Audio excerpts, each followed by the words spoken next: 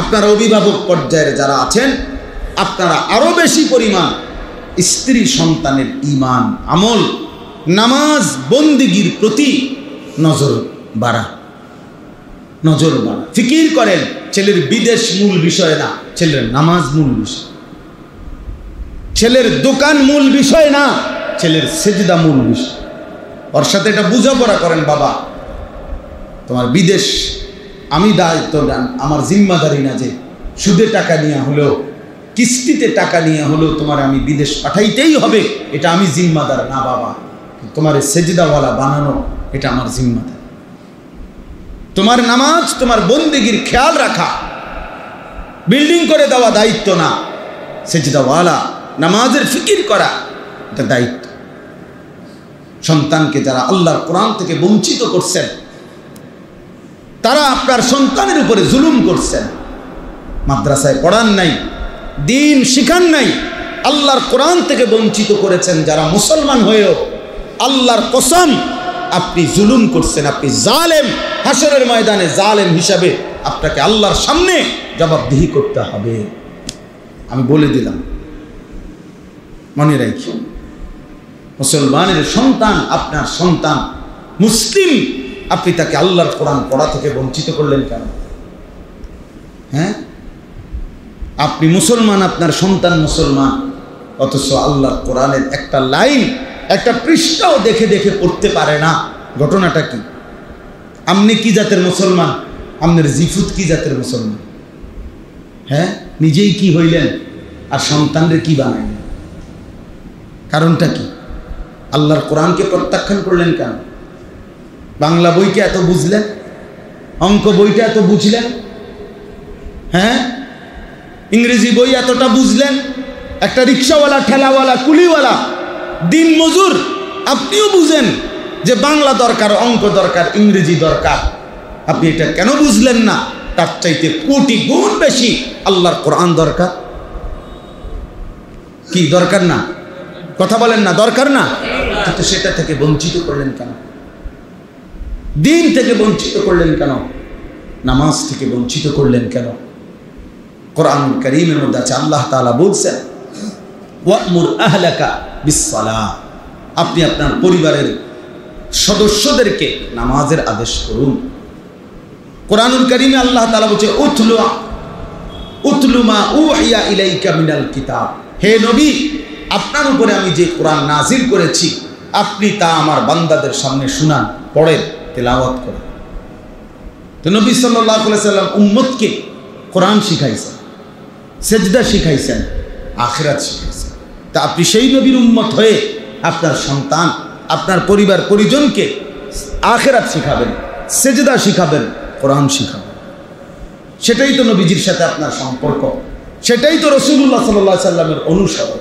আপনি দাবি করেন নবীজির উম্মত, দাবি করেন নবীজিকে ভালোবাসেন, অথচ স্ত্রী সন্তান কারো ঈমান, আমল, ইবাদত, নামাজ, বন্দেগী কিচ্ছুর কোনো পরোয়া নাই। শুধু টাকা, শুধু বাড়ি, শুধু ঘর, শুধু বিল্ডিং, শুধু বিদেশ, শুধু দালান, শুধু আরো কিস্তি, আরো লোন, আরো টাকা।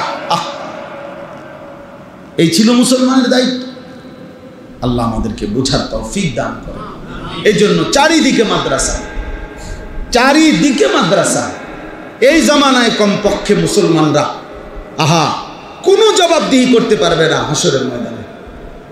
একটা সময় ছিল হয়তো 50 মাইলের ব্যবধানে, 100 মাইল দূরে হয়তো মাদ্রাসা ছিল। আমাদের পরিচিত একজন মনোহরগঞ্জের আলেম, উনি বলছেন সকালবেলা প্রত্যেক দিন 17 কিলোমিটার পায়ে হাইটা, 17 কিলো পায়ে হাইটা মাদ্রাসায় যাইতেন। আবার ছুটি হলে বিকালবেলা 17 কিলোমিটার পায়ে হাইটা বাড়িতে আসতেন। এক জামানা এমন ছিল। এখন 17 কিলোমিটার দূরে যাইতে হবে? কথা বলেন না কেন? তাইলে কিসের কারণে ছেলেটাকে দিন শিখাইতে পারলেন না? কিসের কারণে আমনের সূরা কেরাত অশুদ্ধ রয়ে গেল? চাচা, আপনাদের যাদের সূরা কেরাত, দোয়া, কালাম অশুদ্ধ, তাদের তো নামাজও অশুদ্ধ। যার কোরআন শরীফ তেলাওয়াত শুদ্ধ নাই, তার নামাজ কোনোদিনও হয় না, কোনো নামাজ। কাবা শরীফের ছাদেও যদি নামাজ পড়ে, একেবারে কাবা ঘরের ভিতরেও যদি নামাজ পড়ে, তার নামাজ হবে না, হবে না, হবে না, হবে না, হবে না। আমি বলব এবার জোয়ান হন আর বুড়া হন, 90 বছর হোক আর 900 বছর হোক আপনার বয়স, আপনাকে আপনার সূরা কেরাত শুদ্ধ করতে হবে। পুরা কোরআন শুদ্ধ না ঠিক আছে, আপনি যেদুর সূরা কেরাত নামাজ পড়তে লাগে এদুর ঠিক করবেন, এদুর ঠিক করবেন। যদি বলেন সম্ভব না, না, অসম্ভব কোনো বিষয় আল্লাহ আদেশ করতে পারে না। আল্লাহ বলছে শুদ্ধ করো, অথচ আপনি কোন অসম্ভব, তাহলে তো এটা আল্লাহর উপরে এই অপবাদ দিলেন যে আল্লাহ আমাকে অসম্ভব বিষয়ের জন্য কি করছে, বাধ্য করছে, আর আল্লাহ এমনটা করতে পারে না। তাহলে বোঝা গেল সম্ভব। সম্ভব কি না বলেন? আপনি কি কারণে আপনার চোখের সামনে মাদ্রাসা, এখানে মাদ্রাসা, ওইখানে মাদ্রাসা, চারিদিকে মাদ্রাসা, চারিদিকে আলেম আছে, চারিদিকে হুজুর আছে, চারিদিকে হাফেজ সাহেব আছে, মসজিদের ইমাম আছে, মসজিদের মুয়াজ্জিন আছে, চতুর্দিকে মাদ্রাসার নুরানির শিক্ষক আছে, হেফজখানার উস্তাদ আছে, এতগুলো আল্লাহর বান্দা থাকতে আপনি আল্লাহর কোরআন অশুদ্ধ নিয়ে, কোরআন অশুদ্ধ নিয়ে কবরে কেমনে গেলেন? আপনার শরম লাগে না? আপনি কেমনে দাঁড়াবেন? হ্যাঁ, এই জন্য দয়া করে দিন শিখেন, নামাজকে ঠিক করেন। ছোটবেলায় পড়ছেন মক্তবে, হ্যাঁ ভালো কথা, জীবন চলার পথে ভুল হইতে পারে, ভুল হইতে পারে, আবার শুধরাই নিলে কোনো সমস্যা। আমি এই গত বছর রাত্রে 1:30 বাজে আমার খুলনার হজরত, বাংলাদেশের বড় বুজুর্গ, অনেক বড় একজন আল্লাহওয়ালা, আমার অন্যতম একজন মুরব্বী, আরিফ বিল্লাহ হজরত মাওলানা মুফতি নুরুল আমিন সাহেব, রাত 1:30 বাজে হজরত আমার বাসায় মেহমান হিসাবে ছিলেন। আমি রাত্রে 1:30-2টার দিকে একাকী হজরতকে বললাম, হজরত আমি নামাজের রুকু সেজদা দেই, আপনি আমার একটু ঠিক করে দেন, দেখেন কোনো ত্রুটি আছে কিনা আমার নামাজে। হজরত পুরা নামাজ দেখে রুকুর সময় বলছে যে রুকুর এই হাত যে সোজা ধরে এভাবে, এইটা একটু বাঁকা হয়ে যায়, এটা সোজা করেন।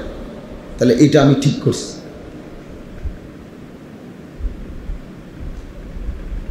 কথা বলেন?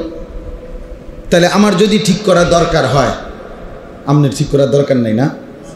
আপনার কোনো ভুল নাই, তো তাহলে এটা উচিত ছিল না? একজন আলেমকে দেখানো যে হুজুর আমার ওযুটা হয়নি, কুদ্দুস সাহেব আমার রুকুটা হয়নি, আমার সেজদাটা হয়নি, হতে পারে সামান্য একটু বেখেয়ালির কারণে, আমি হয়তো অজান্তে আমার সবটা নামাজ কি হয়ে গেছে, বাদ হয়ে গেছে।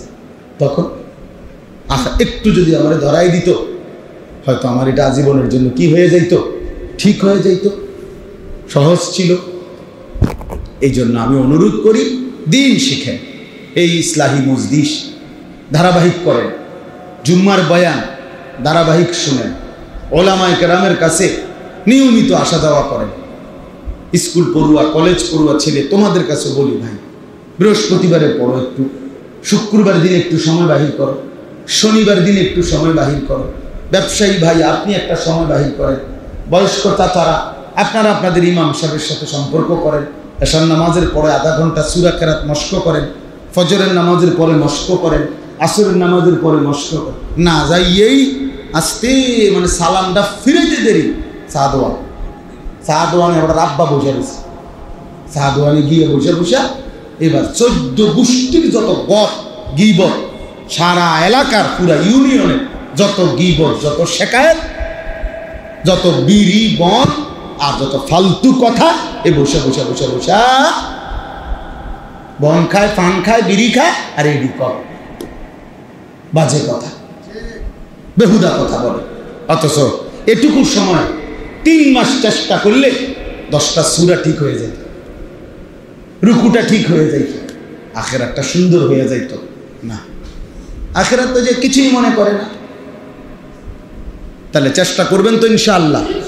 আমি অনুরোধ করি, আমার এই মাওলানা আশরাফ, আপনাদের এই সিংহারি খোলা যেই মাদ্রাসায় নতুন করে তাকে আমি পাঠাইছি, আজকেও আমি মাদ্রাসায় এসে বসছি, মাদ্রাসায় বলছি, মাদ্রাসার ছাত্র সংখ্যা, শিক্ষক সব কিছু আমি শুনছি। এখন আমি বলছি আগামী সামনে কোনো ওস্তাদ মাদ্রাসার নতুন করে আমারে না জিজ্ঞাসা করে নিবা না ইনশাআল্লাহ। আর বলছি যে আমি আরও যা পড়ার দরকার বলবো ইনশাআল্লাহ, কিন্তু সে একজন উপযুক্ত আলেম, আমি নিজে তাকে দিছি, আমার ঘনিষ্ঠ সাগরিক।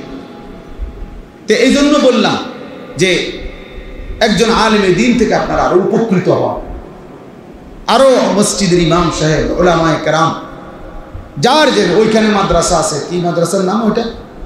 হ্যাঁ জি, ওইখানেও তো আমি গেছি মাহফিল, ওই যে ওই হুজুর আসছে যে মাদ্রাসার হুজুর, হ্যাঁ মাশাআল্লাহ। তো ওই মাদ্রাসা আছে, ওইখানে ভালো ভালো আলেম আছে, আপনি যান ওনার কাছে, দুটা সূরা ঠিকেন। হ্যাঁ না, হেতর্গো মাদ্রাসা, আমি কীর্তন দেখলাম, আরে বাপরে হেতর্গো মাদ্রাসা, অমুকের মাদ্রাসা, আমগো গীতা, আমনের গীতা মানে মাদ্রাসা কারো আব্বা, কথা বলেন না কেন? মাদ্রাসা আল্লাহর জন্য, কেউ করতে পারে, কিন্তু তার মানে এটা উনি কিনা লইছে, এটা ওনার পকেটের জিনিস, তা আল্লাহর জন্য। আল্লাহ আমাদেরকে তৌফিক দান করে, আপনাদের ছেলেদেরকে, আপনাদের সন্তানদেরকে এই সিংহারি খোলা মাদ্রাসায় আবার ভর্তি করা, নতুন করে আরেকবার ভাবেন, আরেকবার ফিকির করেন, নিজেদের সন্তানকে বঞ্চিত করবেন না। আল্লাহ আমাদেরকে তৌফিক দান করেন। কোরআনুল কারীমের এই আয়াতটি কোরবানিকে উপলক্ষ করে।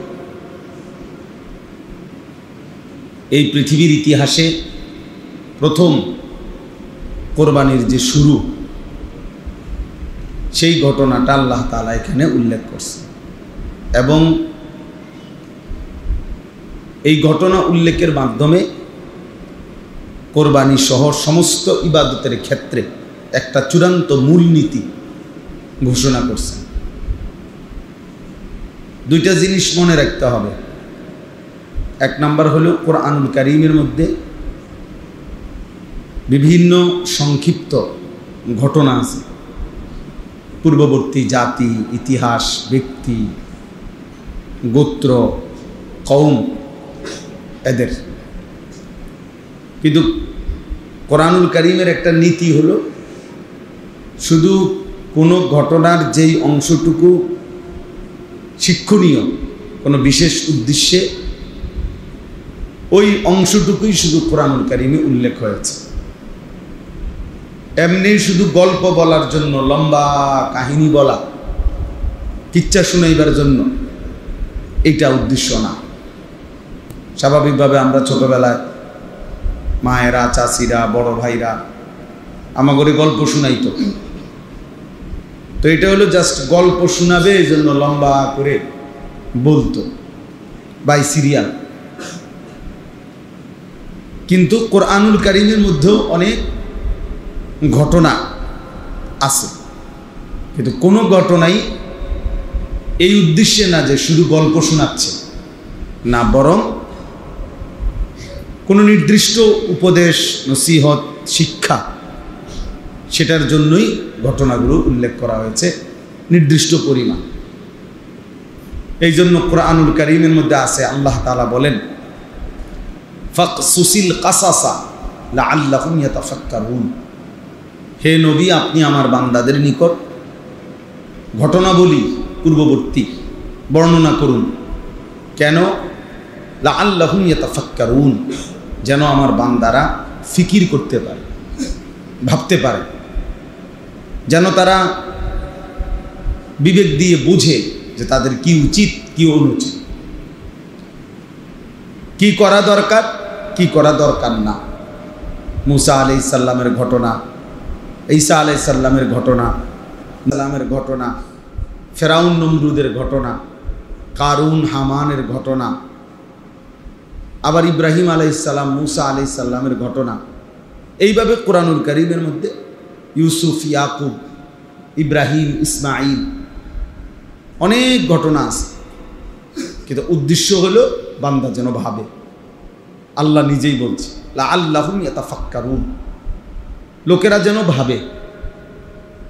তোমাকে ওই ছাত্রগুলো এনতে সরাও, ওই পিচ্ছি বাচ্চা এগুলো ক্যামেরার সামনেতে সরাও, এগুলোর কোনো মনোযোগে নেই, এরা ওটা নিয়েই ব্যস্ত। সরাও এখান থেকে, সরাও এখান থেকে, ওটাও ওগুলোর ওই কোনায় নাও। ধরো বাচ্চা, সব বাচ্চা সরাও এখান থেকে, একটা বাচ্চা ওদের পিছনে রাখবা না, পিছনে তোমাদের পিছনে বাচ্চাগুলো সরাও। হ্যাঁ যাও বাবা যাও, সরো। কোরআনুল কারীমের মধ্যে আল্লাহ তাআলা আরেক জায়গায় বলছেন, লাকাদ কানা ফি কাসাসিহিম ইবরাতুল লিউলিল আলবাব। পূর্ববর্তী ঘটনার মধ্যে যারা বিবেকবান তাদের জন্য ইবরত, উপদেশ আছে, উপদেশ আছে, শিক্ষার উপকরণ আছে, যাদের বিবেক আছে। তাহলে বিবেকবানদের জন্য কোরআনুল কারীমের ঘটনাবলীর মধ্যে উপদেশ আছে, আল্লাহ তাআলা বলছেন। তো এইখানেও একটা ঘটনা, এটা কোরআনুল কারীমের মধ্যে আছে। আল্লাহ তাআলা ইউসুফ আলাইহিস সালামের ঘটনা বলছেন, নাহনু নাকুসু আলাইকা আহসানাল কাসাস। আল্লাহ তাআলা নিজেই বলছে, হে বন্ধু, আমি আপনাকে বড় সুন্দর একটা গল্প শোনাচ্ছি, গল্প শোনাইতেছি, ইউসুফের গল্প। তো এরপরে উদ্দেশ্য কি? উদ্দেশ্য হলো নিজেদের জীবনে এই ঘটনার থেকে শিক্ষা নেওয়া। কোরআনুল কারীমের মধ্যে আছে, আল্লাহ তাআলা বলছেন, আসহাবে কাহাফ, 7 জন যুবক যারা পূর্ববর্তী জামানায় আমাদের নবীজির আগে ঈমান আনছিল।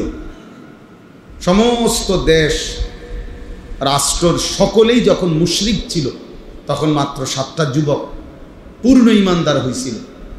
আল্লাহ তাআলা নবীজিকে বলছেন, তাদের গল্পও আমি আপনাকে শোনাচ্ছি।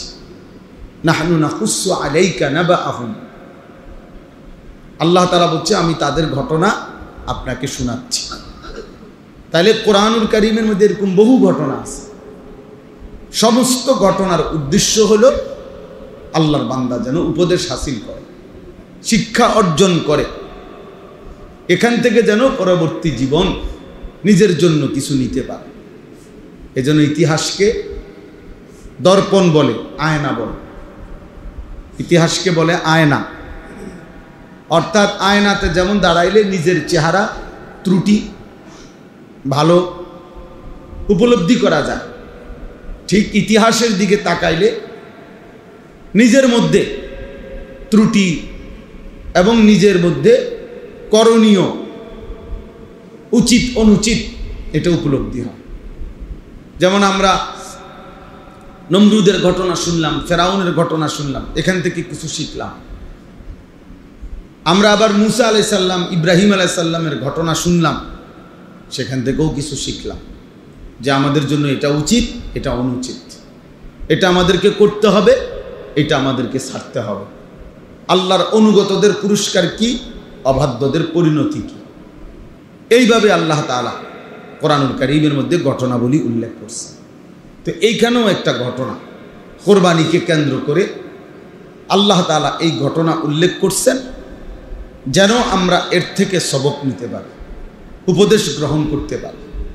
তাহলে ঘটনাটা কি, এটা সংক্ষিপ্ত আকারে আমি বলতেছি, আপনারাও জানেন, এরপরও আবারও বলা। প্রত্যেক কথাই অনেকেরই আবার আগের থেকে জানা আছে, তা আবার বলা হয় কেন? আবার বলা হয়, কোরআনুল কারীমে আল্লাহ তাআলা বলছে, কোরআনের কথাগুলো বারবার বলতে থাকেন, প্রত্যেকবারই মুমিনের ফাইন্নাদ যিকরা তানফাউল মুমিনিন, প্রতিবারই মুমিনের নতুন করে আবার উপকার হবে, আবার চেতনা আসবে, আবার অনুভূতি আসবে, আবার বিবেক জাগবে, আবার নিজের কর্তব্য বুঝতে পারবে। এই জন্য আপনারা প্রত্যেক বছর শবে বরাত কাছাইলে শবে বরাতের কথা শোনেন, শবে কদর আসলে শবে কদরের কথা শোনেন, রমজান আসলে রমজানের কথা শুনেন। তো এগুলো তো একবার শুনছেন, যদি বলেন যে আবার কয় কীর্তন, আল্লাহ বলছে আবার বলতে, বারবার বলতে বলছে, ওয়াদাক্কির, আল্লাহ বলছে বারবার বলেন। যখনই বলবেন মুমিনের উপকার হবে, নতুন করে আরেকবার ভাববে, যাহারে কোরআন এভাবে বলছে, আমি কেন করছি না। এই কোনো একদিন হয়তো বিবেক জাগবে, অনুভূতি বাড়বে, তো আল্লাহর দয়া আর ফজল হলে আল্লাহর পথে চলে আসে, আল্লাহর পথে চলে আসে। এই জন্য ধারাবাহিক শুনতে হয়, ধারাবাহিক বলতে হয়, আল্লাহর কথাকে অমনোযোগী হইতে নাই। একটা পাথরের উপরেও যদি আপনার ধারাবাহিক পানি পড়ে, বৃষ্টির ফোঁটা পড়ে, তাহলে কিছুদিন পরে একটা সময় পাথরটাও ছিদ্র হয়ে যায়, মানে ধারাবাহিক পড়ার কারণে। তাহলে ঠিক এমনিভাবে কোনো কলিজার ভিতরে যদি কেউ ধারাবাহিক আল্লাহর কথা শুনতে থাকে, মনোযোগ দেয়, তো আজকে ছুটে গেছে, আজকে করতেছে না, আজকে করতেছে না, কিন্তু এই ধারাবাহিকতার বরকতে হয়তো একদিন আল্লাহ তাআলা দয়া করে আমলের তৌফিক দিয়ে দেবে, একদিন জীবন বদলে যাবে। এই জন্য আল্লাহর কথার থেকে অমনোযোগী হইতে নাই। জুমার নামাজের বয়ান মনোযোগ দিয়ে শুনবেন। যে ইমাম সাহেব আপনার এলাকার হোক, ইমাম সাহেব পরিচিত কম হোক, সব বক্তা সব ইমাম সাহেবকে সবাই চিনতে হবে এটা জরুরি না। সারা পৃথিবী চিনতে হবে, সব সাহাবিকে সবাই চেনে না। কোরআনুল কারীমের মধ্যে শুধুমাত্র একজন সাহাবীর নাম আছে পুরা কোরআন, জায়েদ রাদিয়াল্লাহু তাআলা। জায়েদ ওনার নাম, নবীজির পালক পুত্র ছিলেন, জায়েদ ইবনে হারেসা। জায়েদ ওনার নামটাই আছে কোরআন শরীফ, ফালাম্মা কাদা যাইদুম মিনহা ওয়াতারা। তাহলে নবীজির সাহাবী কি একজন? কথা বলেন না তো বাকিদের নাম নাই কেন? বাকিদের কারো নাম না। আবু বকরের নাম কই? ওমরের নাম নাই তো কোরআন, ওসমানের নাম নাই, আলীর নাম নাই, হাসান হুসাইনের নাম নাই, তো ওনারা ব্যর্থ। কথা বলেন না কেন? কোরআনুল কারীমের মধ্যে 25 জন নবী এবং রাসূলের নাম আছে। কয়জন? তো নবী রাসূল কি মোট 25 জন? তো 1,24,000 নবী রাসূল। এই যে এই বর্ণনাটাও যদি ধরা হয়, তাহলে 1,24,000 নবীর নাম কোরআন শরীফে আছে। তো যাদের নাম নাই, কেউ চিনে না, যাদের নাম কেউ জানে না, ওনারা ব্যর্থ।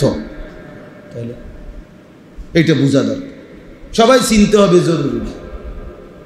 আমনে গো ইমাম সাহেব, আমরা ইমাম সাহেব আর কী করব, ওখানে কী করব? উনি কিছু জানে না নাকি? কিছু যদি না জানে তাহলে ওনারা রাখলেন কেন? আর জানলে শুনবেন না কেন? কথা বোঝেন না। যদি ইমাম সাহেব অযোগ্য হয় তারা রাখছেন কেন? আর যদি যোগ্য হয় শুনবেন না কেন? বলে এই জন্য এটা ইনসাফ থাকা উচিত। হ্যাঁ, ইনসাফ থাকা উচিত। অনেক মুসল্লি আছেন ইমাম সাহেবের ব্যাপারে তুচ্ছতাচ্ছিল্য না। ইমাম সাহেব মানুষ আর জানে কি না? আমনে জানেন, আপনি যে চা দোকানে বসা বিড়ি খান, এটা খুব ভালো কাজ। আপনি বহুত বড় পণ্ডিত, আপনি আজকে বুড়ো হইয়া গেছেন, আপনি অন্য বিড়ি খানা ছাড়তে পারছেন না, আপনি গপ মারেন, ইমাম সাহেবের বদনাম করেন। হ্যাঁ, আপনি এখনো কথা বললে গালি ছাড়া কথা বলতে পারেন না, আপনি নিজের চালাক মনে করেন। এই জন্য এটা ঠিক না। আল্লাহর কথা শোনা উচিত। ইমাম সাহেবের বয়ান শুনবেন, আলেমে দ্বীনের বয়ান শুনবেন। সবাই বক্তা পরিচিত হইতে হবে, জরুরি। আল্লাহর ইচ্ছা এটা। কাউকে আল্লাহ 1000-এর সামনে বলার সুযোগ দিছে, কাউরে আল্লাহ 10 জনের সামনে বলার সুযোগ দিছে। দুটোটাকেই কদর করা উচিত।